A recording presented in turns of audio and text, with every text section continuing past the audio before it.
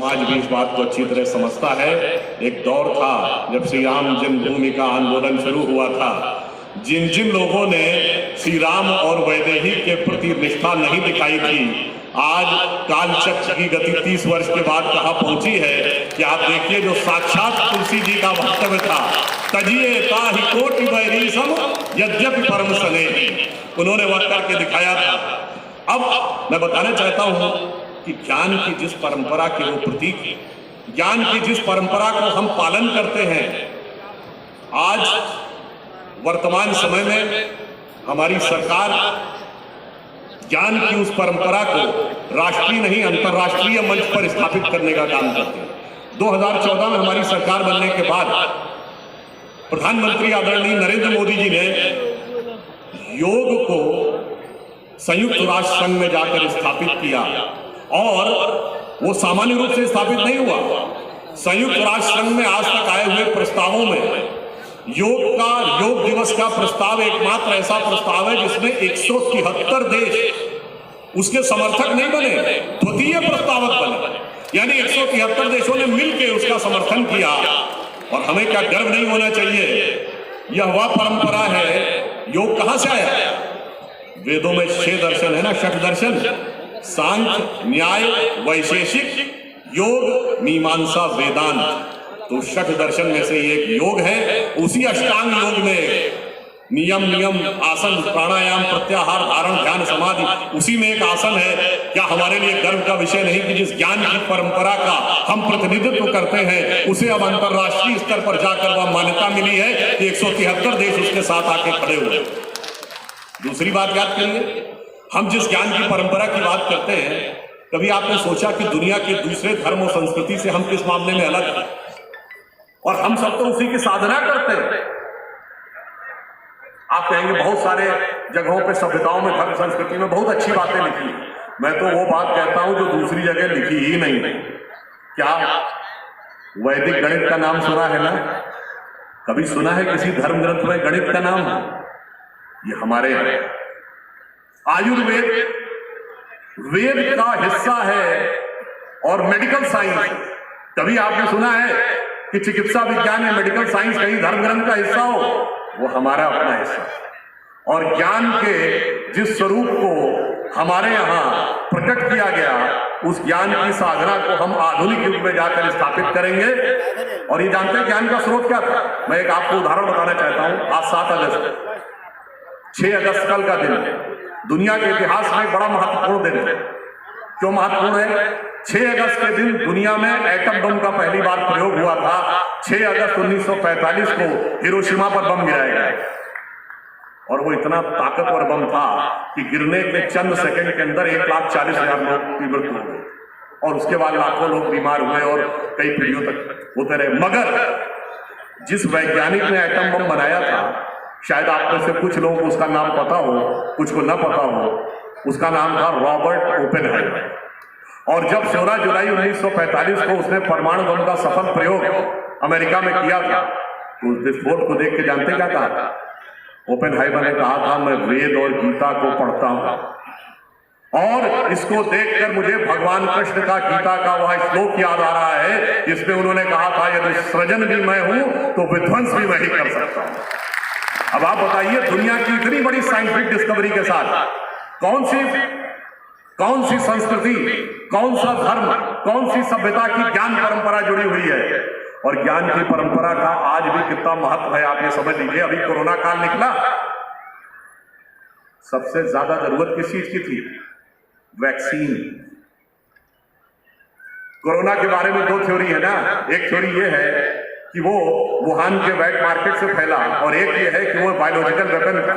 अगर वेपन था तो वो बुद्धि के द्वारा क्रिएट किया गया था, और वैक्सीन थी तो ज्ञान की परंपरा के द्वारा ही उसका निवारण था। आप सोचिए, जिन 10-12 देशों ने उसको खोजा, 50-60 से ज्यादा साइंटिस्ट नहीं रहे होंगे। अरे 700-800 लोगों ने पूरे दुनिया के 7 अरब से अधिक देशों की जान बचाई। यह है ज्ञान की परंपरा का महत्व। यदि हम उसे समझें, उसकी सही साधना करें, तो प्राचीन काल हो या आधुनिक युग हो, वह लगातार यह संकेत देता है। परंतु ये ज्ञान आता कहां से? अभी हम सब ने हनुमान चालीसा का पाठ किया, हनुमान जी का पूरा स्वरूप अपने आप में जय हनुमान ज्ञान गुण सागर से शुरू किया ना, वो मिलता कैसे? बहुत से ऐसे महान लोग रहे जो ये दिखाने का प्रयास करते रहे कि हिंदू धर्म और भारतीय संस्कृति तो ऐसी विचित्र है कि इन्हें समझ में ही नहीं आता। कार्ल मार्क्स ने अमेरिका में 1854 में एक आर्टिकल लिखा कि ये हिंदू जाति चाहे जितनी समृद्ध हो, मगर जो हाथी गणेश, नंदी बैल और बंदर हनुमान को पूजते हैं वो इसी लायक है कि उन पर हुकूमत की जाए। मगर आपको पता है हनुमान जी की, हमने हनुमान चालीसा तो पढ़ी, हनुमान जी के स्वरूप का रहस्य क्या है? हनुमान जी क्या है? बाल ब्रह्मचारी है, वानर है, अतुलित बलशाली है, भगवान के सर्वाधिक निकट है, परंतु अपनी शक्ति भूले हुए। अब इसका अर्थ जानते क्या है? हनुमान जी हमारे अंदर की एक सोई हुई चेतना के प्रति, इसे गंभीरता से समझिएगा। यदि आप कभी ध्यान लगाने का प्रयास करें तो एक क्षण के लिए आपका ध्यान एक बिंदु पर नहीं रहता, कभी एक विचार आता, कभी दूसरा विचार आता। तो बानर उस प्रवृत्ति का प्रतीक है जो स्वरूप उनको बानर का दिया गया। अगर आप कभी बंदर को देखें तो वो एक क्षण के लिए शांत नहीं बैठता, कभी यूं देखे कभी यूं देखेगा, तो मन की चंचल वृत्ति का प्रतीक। फिर बानर स्वरूप में बाल ब्रह्मचारी, मन सर्वाधिक आवेग से अगर किसी चीज पे भागता है तो वो है वासना। यदि मन को सीमा तक जाकर नियंत्रित कर लेंगे तो क्या मिलेगा? अतुलित बल मिलेगा, ईश्वर के सर्वाधिक निकट होंगे। और कौन सा बल? वही जो हमारा अपना बल था, हम भूले हुए थे। तो वैसे ही समाज को अपनी भूली हुई शक्ति को पहचानना होगा अपने अंदर जाकर, और वही शक्ति राम के काज को करने में सबसे महत्वपूर्ण भूमिका निभाने में सफल होगी। यह हमें ध्यान रखना होगा।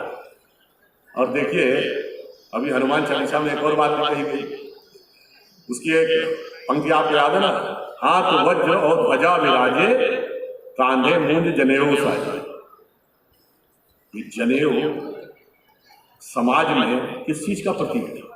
कभी आपने विचार किया? जनेऊ कंधे पर ही क्या पहना जाता है? कलावे की तरह हाथ में भी तो बांधा जा सकता था, गले में माला की तरह भी पहना जा सकता था। इसका कारण क्या है? सब में हमारा गहरा ज्ञान निहित है। जनेऊ में 3 सूत्रों की जोड़ी होती है, मतलब 3 प्रकार के सूत्र होते हैं। वो 3 सूत्र जानते हैं किसके होते हैं और किस समय जनेऊ का संस्कार होता है? जब विद्याधन के लिए जा रहे हो उसी समय क्यों होता है? पैदा होते समय क्यों नहीं? कहा जाता ना विवाह से पहले जनेऊ जरूर हो जाना चाहिए, ये मान्यता है ना? क्यों है ये मान्यता? इसके पीछे एक तर्क। वो जो 3 सूत्र हैं वो 3 ऋण के प्रतीक है। देव ऋण, ऋषि ऋण, पितृ ऋण। पहला ऋण है पितृ ऋण। हमारे पूर्वजों ने हमें उत्पन्न किया, उसी प्रकार हम संतानों को उत्पन्न करके उनका भरण पोषण करें, तो वो पितृ ऋण है। ऋषि ऋण क्या है? जो हमें शिक्षकों ने संस्कार दिए, समाज में हम उस संस्कारों का प्रचार करके स्थापित करें, तो वह ऋषि ऋण है। और देव ऋण क्या है? वायु देवता, अग्नि देवता, जल देवता, प्रकृति ने सब कुछ दिया है। ये सारे ऋणों के हम इनका संवर्धन करें तो वह देव ऋण है। और कंधे पे इसलिए रखना है कि दायित्व तो कंधे पर ही होना था। मगर आजकल बहुत से लोग ऐसे हो गए जो कुर्ते के ऊपर जनेऊ दिखाने लगे।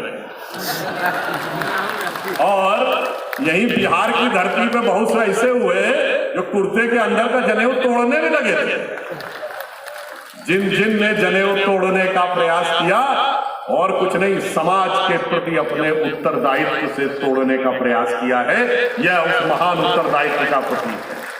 समाज में घृणा का प्रतीक नहीं है, वैमनस्य का प्रतीक नहीं है। अरे वैमनस्य तो बहुत पैदा करने का प्रयास किया इसी बिहार की धरती पे। कभी भूरा बाल निकाल रहा हूं बोला जाता था ना, कभी परवल खा रहा हूं बोला जाता था, तो गुजरात की धरती पे KHAM खाम बोला जाता था, तो कहीं हरियाणा में अजगर बोला जाता था, तो कहीं उत्तर प्रदेश में जूते मारो 4 यह भी बोला जाता था। मगर आज आपने देखा कि दायित्व का सही निर्वहन करते हुए हम समाज को उस स्थिति में ले जाने की तरफ तत्पर हैं जहां किसी के प्रति घृणा नहीं, किसी के प्रति विद्वेष नहीं, सबको साथ में लेकर सबका नेतृत्व करते हुए समाज को सही दिशा में ले जाने का प्रयास करना है। इसलिए मैं ये कहना चाहता हूं कि किस भाव से त्याग करना है। जानते भाव क्या है? आप देखें तो प्रधानमंत्री मोदी जी भी उसी भाव को प्रकटित किया। हमारी ज्ञान की परंपरा का जो समाज का भाव है वो क्या कहता है?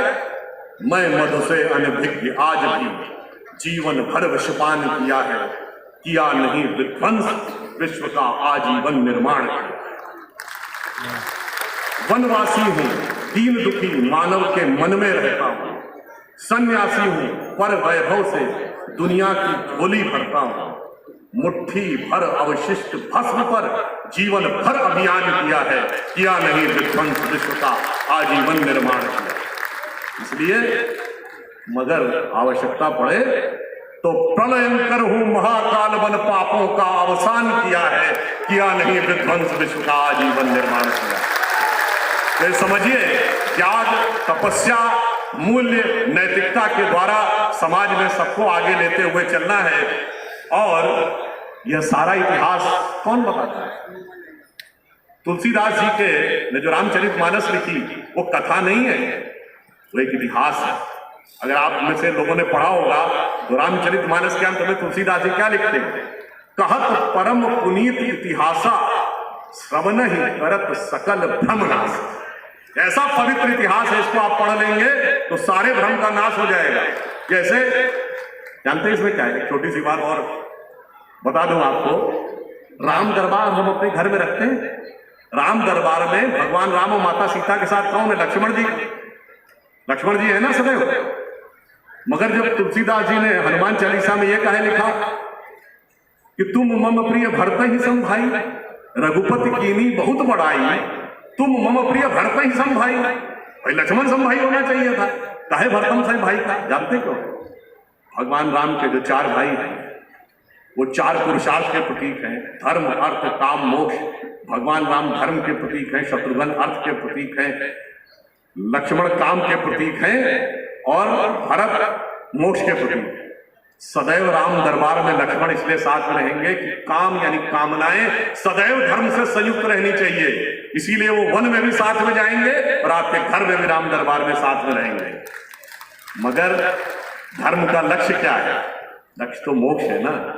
इसलिए धर्म को सर्वाधिक प्रिय क्या होगा? मोक्ष। इसीलिए उन्होंने कहा तुम मम प्रिय भरत ही सम भाई। इसलिए भरत के समान वह उनके भाई रहेंगे। अब मैं यहां पे कहना चाहता हूं कि आज हम यहां बिहार की धरती पर हैं। आप कहेंगे तो परंपरा है, संस्कृति है। मैं कठोर यथार्थ की बात करूं। भारत के इतिहास में किसी विदेशी के द्वारा लिखा गया सबसे पहला और सबसे प्रामाणिक अभिलेख जो माना जाता है वो इसी पाटलिपुत्र की धरती पर चंद्रगुप्त मौर्य सम्राट के समय में मेगास्थनीज आया था, ग्रीक ट्रेवलर, जिसने अपनी किताब लिखी इंडिका। और वो यहां राजदूत बन के बहुत लंबे समय तक रहा। वो किताब आज उपलब्ध नहीं है, मगर उसके उदाहरण तमाम किताबों में उपलब्ध है, तो वो प्रामाणिक है कि वो किताब उपलब्ध थी। ये पहला उदाहरण है। और आप में से बहुत से लोगों को नहीं पता होगा कि उसने, जानते पटना का क्या वर्णन किया है? जैसे हमारे यहां देवताओं की नगरी, देवताओं के राजा इंद्र की राजधानी अमरावती मानी गई है, वैसे ही ग्रीक माइथोलॉजी में ग्रीक देवताओं की नगरी को सूसा कहा गया। उन्होंने कहा पाटलिपुत्र इतना सुंदर नगर दिखाई पड़ता है कि शायद हमारे देवताओं की नगरी सूसा में मैं आ गया हूं, ऐसा मुझे आभास। और आगे जानते हैं उसने क्या लिखा? यह बात मैं प्रामाणिकता के साथ कहता हूं। जो लोग समाज में विद्वेष पैदा करने का प्रयास करते हैं, उन्होंने लिखा भारतीय समाज में 7 प्रकार के वर्ग हैं, परंतु इसकी विशेषता यह है कि उस समाज के वर्गों में इतना प्रेम और सौहार्द है कि यूनान के समाज के समान कोई ऐसा वर्ग नहीं है जिसका तिरस्कार या शोषण किया जाए। ये एक विदेशी ट्रेवलर लिख रहा। फिर 5वीं शताब्दी में यही मगध में चाइना से फाहियान आता है। वो ट्रेवल्स ऑफ फाहियान पढ़िए, जो चीन से सीधे अंग्रेजी में ट्रांसलेट करके लंदन में प्रकाशित की गई है। वो भी यही लिखता है कि भारतीय समाज में ऐसा सामंजस्य है कि किसी भी प्रकार का कोई शोषण विभेद नहीं है। 7वीं शताब्दी में वेन स्वांग आता है, वो भी चाइनीज ट्रेवलर है। वो अभी यही लिखता है बाद के कालखंड में जो कुछ हुआ उसको संस्कृति के साथ जोड़कर जो लांछित अपमानित करने का प्रयास है वह एक विशेष विदेशी मानसिकता के कारण है। हमें उस बात को भी समझने का प्रयास करना चाहिए। और मैं कहना चाहूंगा, ज्यादा समय न लेते हुए, देखिए ये स्वतंत्रता का अमृत महोत्सव वर्ष, ये मैंने क्यों आपसे 75वां वर्ष है। चंद दिनों के बाद हम 75 वर्ष अपने